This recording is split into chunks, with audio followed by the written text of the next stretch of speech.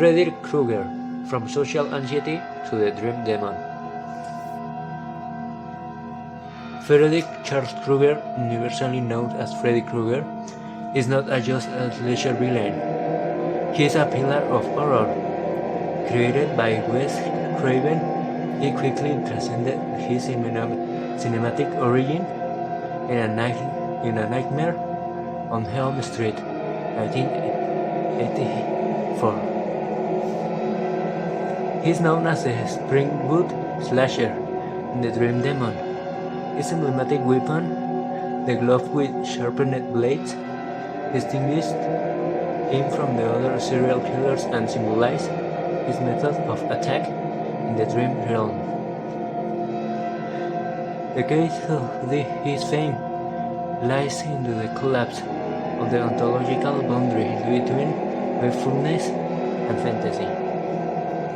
The narrative blurs the lines between reality and the dream world, forcing the audience to confront the vulnerability of the subconscious mind, a refuge traditionally considered safe.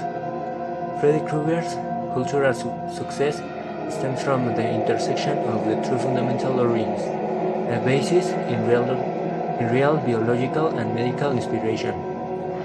The social trauma and sociopolitical tensions of the 1980s and the commercial exploiting that transformed him into the charismatic pop culture icon. The medical origin and vulnerability. To conceive a nightmare on Elm Street, Wes Craven sought an element of terror that would transcend the limitations of the contemporary slashers, which relied solely on physical vulnerability.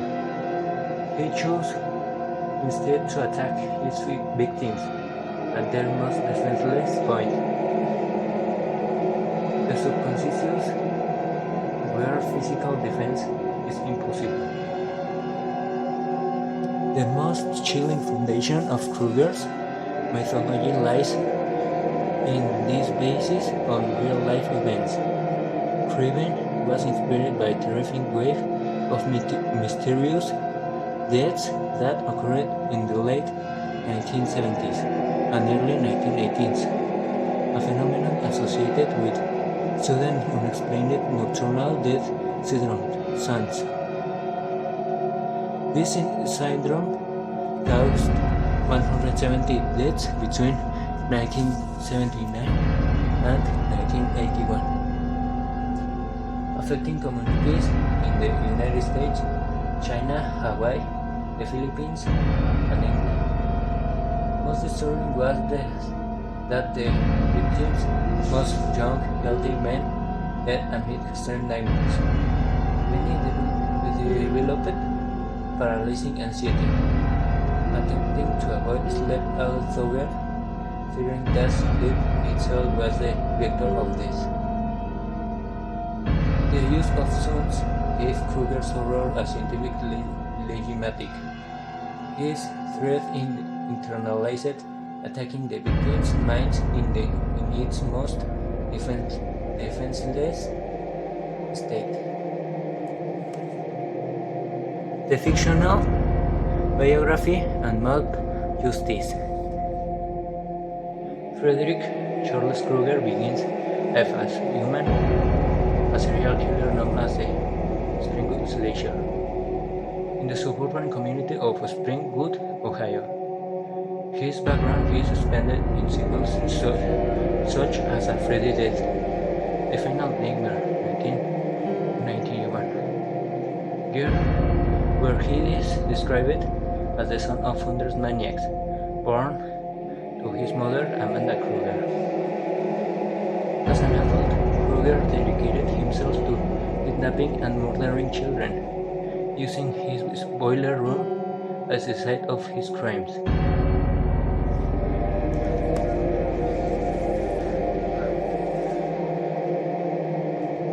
The transition from man to monster occurs after a failure of the legal system. Although captured, Krueger was released due to a legal technicality. This impunity drove the enraged parents of Springwood to take extreme measures. The mob of parents acted as vigilantes, cornering Krueger in his boiler room and burning him alive.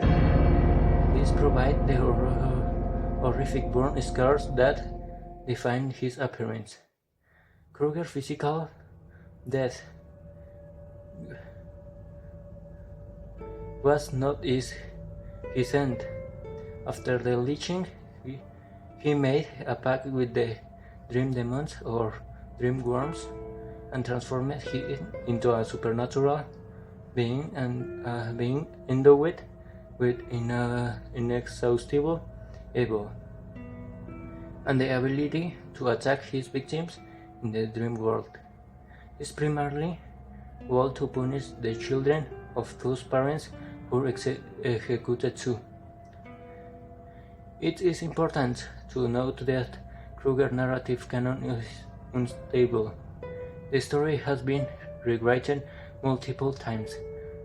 In sequels such as Nightmare on Elm Street, 3, 5, and Freddy's Death, demonstrating that his biography is secondary to his function as a vehicle terror and commercial entertainment. Cultural symbolism and generational guilt. The original 1984 film is a cultural text that encapsulates the social tension of its time. Krueger is a manifestation of repressed generational guilt.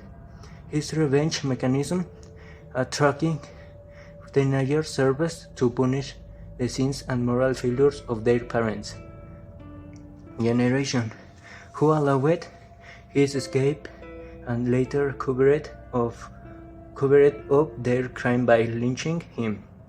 This transforms the film into a subtextual critique of 1980s suburban hypocrisy.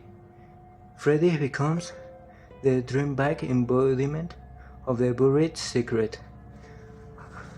Furthermore, A Nightmare on Elm Street was influenced by predominant conservative discourse, punishing victims often grotesquely after they engaged in behaviors considered transgressive, such as sexuality or drug use.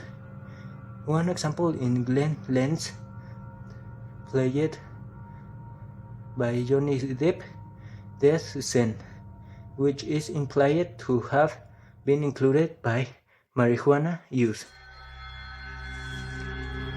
Krueger's visual design is crucial. His born disfigurement, red and green striped sweater and fedora hat distinguishing him. The bladed glove in the toe that allows the injuries inflicted in fantasy to manifest as lethal wounds in reality. From Predator to Cruel Clown. The history of Freddy Krueger is inseparable from Robert Englund's portrayal. Englund transformed the monster from a simple predator into an icon that dominated pop culture. Englund, who portrayed Freddy in 8 films, shaped his physicality. The real weight of the bladed glove inspired the character's signature Gunslinger stance. The heavy makeup allowed Englund to be more physically and theatrical, drawing partial inspiration from actors like Klaus Kinski in Nosferatu. Although Wes Craven has already given the character a presence of humor in the original script, the phenomenon that cemented Freddy's fame was the explosion of dark humor in later sequels. The positive fans' response led to the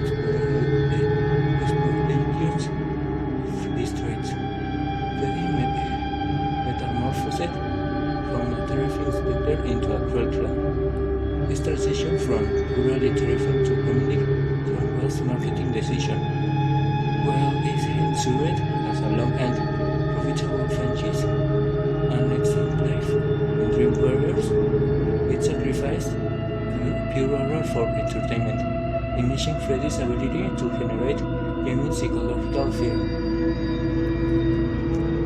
The challenge of legacy and the failed reboot. New Line Cinema attempted to revive this franchise in 2010 with a reboot aimed at returning to the character's darker roots.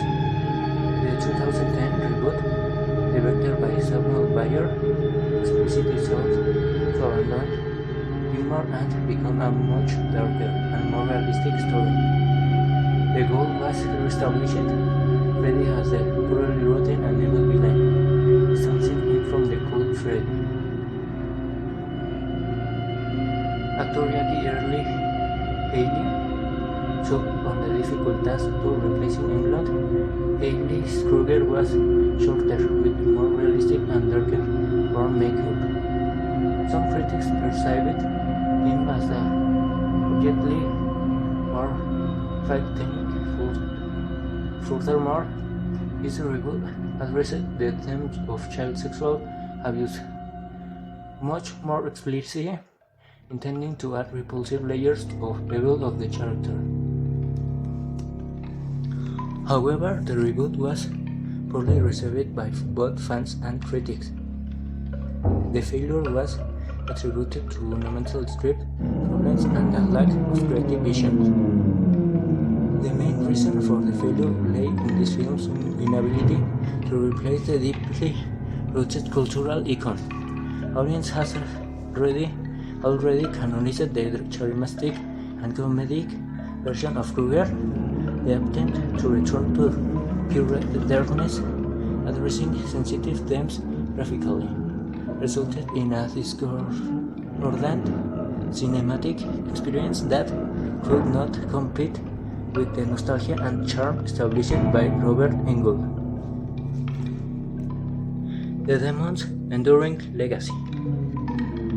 Freddy Krueger's success lies in the unique synthesis of multiple sources of anxiety, medical fear sounds, social trauma, legal failure and glitching, and the commercialization of evil.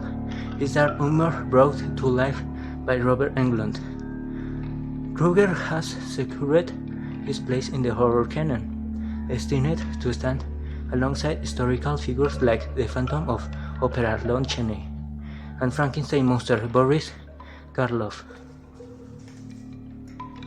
His defining quality in his ability to attack the physique directly by manipulating the dreamscape, prolonging the wonderless between reality and wakefulness. The speed-failed reboot attempts the character iconic power endures.